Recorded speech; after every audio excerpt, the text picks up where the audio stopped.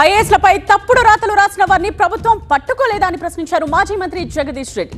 వారిని ఎవరు రక్షిస్తున్నారో ప్రభుత్వ పెద్దలు చెప్పాలన్నారు. తమ ప్రభుత్వంలో ఒక్క అధికారి పైన ఇలాంటి ఆరోపణలు రాలేదని, గతంలో తమ నాయకుడు కేటీఆర్ పైన ఇలాంటి ఫేక్ న్యూస్ ఫ్యాక్టరీలే విషం చిమ్మాయన్నారు జగదీష్ రెడ్డి.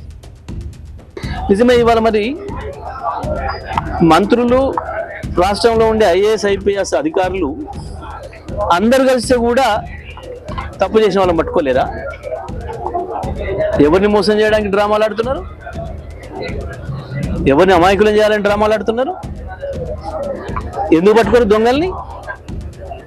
అవి చెప్పిన వాడెవడు, వాటి ప్రసారం చేస్తున్న వాడెవడు, రాస్తున్న వాడెవడు? ఎందుకు పట్టుకోలేరు? దీని వెనకాల ఉన్న పెద్దలెవరు? మంత్రులు బయట మాట్లాడితేనేమో ముఖ్యమైన నాయకుడే చేయించండి మాట్లాడుతున్నారు. మంత్రులు మీడియా ముందుకు వచ్చి ఒక డ్రామాలు చేస్తున్నారు.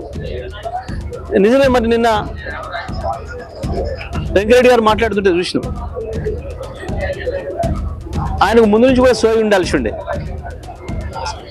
ఐఏఎస్ ఐపీఎస్ అధికారులు కూడా మరి మా కేటీఆర్ గారి పైన కూడా ఇట్లాంటి ఇష్టం వచ్చినప్పుడు వార్తలు మాట్లాడినప్పుడు సరైన చర్యలు తీసుకోవాల్సి ఉండే.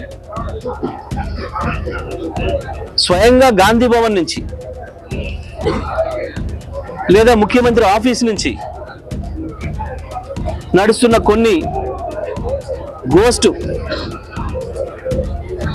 ఛానల్స్ అంటారో, సైట్స్ అంటారో, వాటి ద్వారా ఇటువంటి దుర్మార్గమైన ప్రచారాలు వస్తూ ఉన్నాయి.